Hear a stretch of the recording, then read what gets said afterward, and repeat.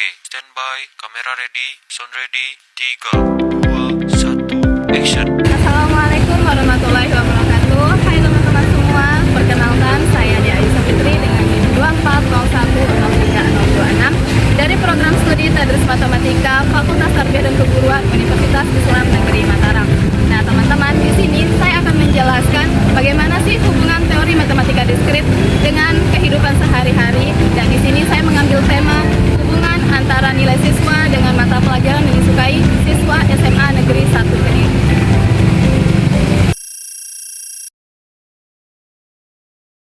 Seperti yang sudah saya jelaskan sebelumnya, tadi bahwa tema yang saya ambil itu adalah keterhubungan antara siswa dengan mata pelajaran yang disukai.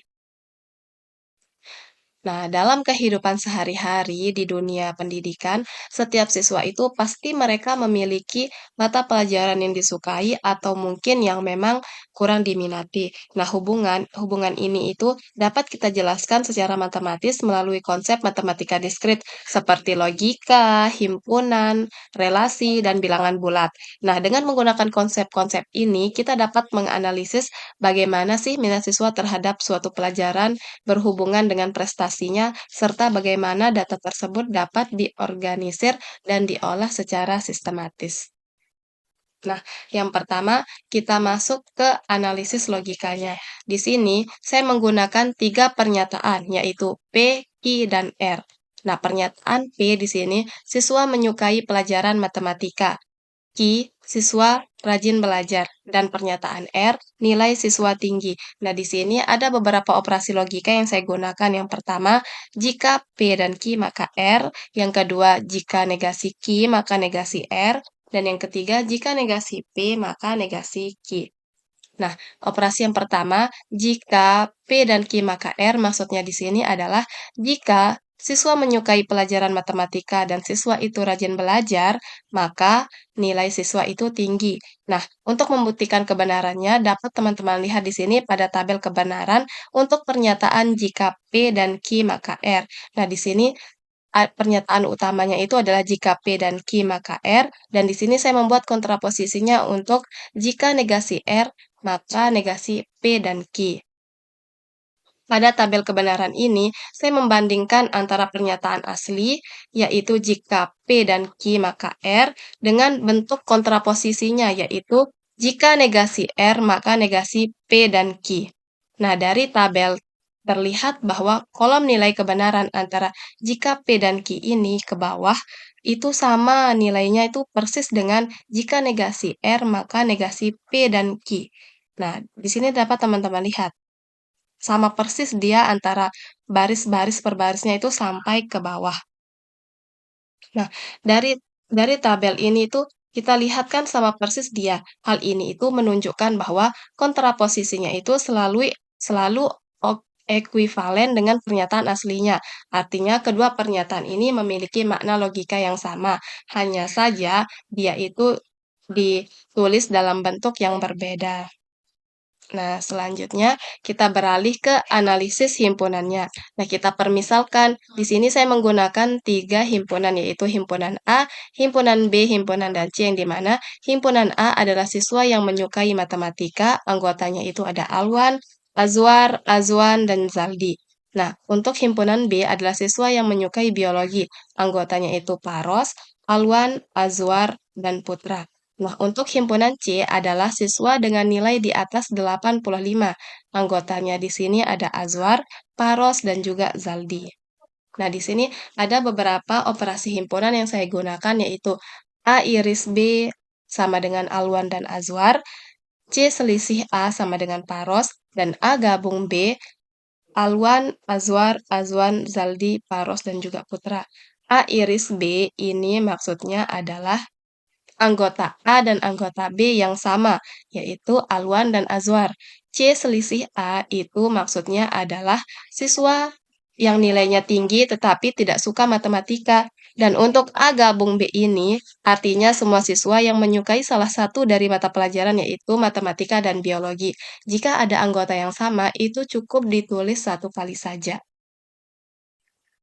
Selanjutnya, Di sini teman-teman dapat lihat untuk diagram pen A gabung B dan A iris B. Untuk A gabung B ini bisa dilihat bahwa anggota yang sama itu adalah Alwan dan Azwar, maka cukup ditulis sekali saja. Nah, untuk A iris B, yang dilihat itu hanya ini, hanya irisannya saja, yaitu Alwan dan Azwar. Nah, selanjutnya kita beralih ke analisis relasinya. Di sini, saya permisalkan untuk himpunan X itu adalah siswanya, yaitu Alwan, Azwar, Azwan, Zaldi, Paros, dan Putra, dan himpunan Y, mata pelajarannya yaitu matematika, biologi, dan juga fisika. Nah, di sini saya membuat relasi R-nya, yang dimana relasi R ini adalah relasi antara X dan Y. Alwan dengan matematika, Azwar dengan matematika, Azwan biologi, Zaldi biologi, Paros fisika, Putra fisika. Nah, sekarang kita akan lihat sifat relasi apa saja sih yang ada dalam relasi R ini. Nah, yang pertama itu refleksif. Dia itu tidak bersifat refleksif. Kenapa? Refleksif itu kan artinya jika A dan A, maka A dan A. Nah, di sini kita lihat Alwan dengan matematika, bukan Alwan dengan Alwan. Dia tidak dengan dirinya sendiri. Maka dia tidak bersifat refleksif. Nah, yang kedua itu simetris. Dia tidak bersifat simetris. Bersifat simetris itu kan maksudnya jika A, B, maka B, A untuk elemen R.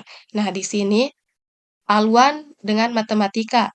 Simetrisnya itu adalah matematika dengan Alwan. Akan tetapi, matematika dan Alwan itu bukan anggota dari relasi R. Maka, dia tidak bersifat simetris. Nah, untuk yang ketiga, transitif. Dia tidak bersifat transitif. Transitif itu kan artinya menghantar. Jika A, B dan B, C, maka A, C. Nah, di sini kita menggunakan dua himpunan, yaitu himpunan X dan himpunan Y, sehingga untuk menguji transitivitas langsung itu sangat tidak relevan. Sedangkan transitif itu kan biasanya didefinisikan untuk relasi pada satu himpunan saja. Akan tetapi di sini kita menggunakan dua himpunan, yaitu himpunan X dan himpunan Y. Nah, selanjutnya kita beralih ke analisis bilangan bulat. Nah, analisis bilangan bulat itu di sini saya menggunakan KPK. Di sini saya sudah membuat jadwal ulangan harian untuk ketiga mata pelajarannya itu, yaitu matematika setiap 14 hari sekali atau 2 minggu sekali, dan biologi setiap 28 hari sekali atau 4 minggu sekali, atau bisa kita katakan itu 1 bulan sekali. Nah, untuk fisika juga sama, dia setiap 28 hari sekali atau sekali 4 minggu. Nah, pertanyaannya, pada setiap hari keberapa sih ketiga mata pelajaran yaitu matematika, biologi, fisika ini ulangan harian secara bersamaan? Untuk mengetahuinya, kita harus mencari faktorisasinya dulu. Nah, untuk 14, faktorisasinya di sini sama dengan 2 kali 7, 28, 2 pangkat 2 kali 7 kan sama artinya ini dengan 2 kali 2 kali 7. Nah, 28 di sini juga sama. Nah, untuk mencari KPK-nya, yang kita ambil di sini adalah pangkat tertinggi. Pangkat tertinggi dari 2 itu adalah 2 pangkat 2, dan 7 di sini karena dia semuanya pangkat 1, cukup kita ambil 1 saja. Jadi KPK-nya itu sama dengan 2 pangkat 2 kali 7 sama dengan 2 kali 2, 2 kali 2, 4, kali 7 sama dengan 28. Jadi, ketiga mata pelajaran ini akan ulangan harian secara bersamaan itu pada hari ke-28. Nah, untuk keempat analisis tadi, yaitu analisis logika, analisis himpunan, analisis relasi, dan analisis bilangan bulat ini dapat kita simpulkan bahwa analisis logika itu membantu menggambarkan hubungan sebab akibat antara minat siswa, kebiasaan belajar, dan hasil belajarnya. Nah, untuk analisis himpunan menunjukkan bahwa siswa dapat dikelompokkan berdasarkan pelajaran yang mereka sukai. Nah, untuk analisis relasinya, itu menggambarkan keterhubungan antara siswa dengan mata pelajaran yang mereka sukai, serta hubungan antara siswa yang memiliki kesamaan minat. Nah, untuk analisis bilangan bulatnya ini membantu memahami keteraturan nilai dan jadwal pelajaran. Nah, secara keseluruhan, analisis Logika himpunan relasi dan bilangan bulat ini memperlihatkan bahwa minat siswa terhadap mata pelajaran itu sangat berpengaruh terhadap prestasi belajar mereka. Nah, dengan memahami hubungan ini melalui konsep-konsep matematika diskrit, nanti kita sebagai guru itu dapat lebih mudah mengenali pola minat siswa dan menyesuaikan metode pembelajaran agar lebih efektif dan menyenangkan jika kita terapkan nanti di dalam kelas. Nah, sebagai penutup, di sini matematika diskrit itu bukan hanya teori, akan tetapi juga cara berpikir logis yang membantu kita memahami pola hubungan dalam kehidupan nyata, termasuk dalam dunia pendidikan. Nah, terima kasih. Mungkin itu saja untuk materi tentang keterhubungan antara matematika diskrit dengan kehidupan nyata.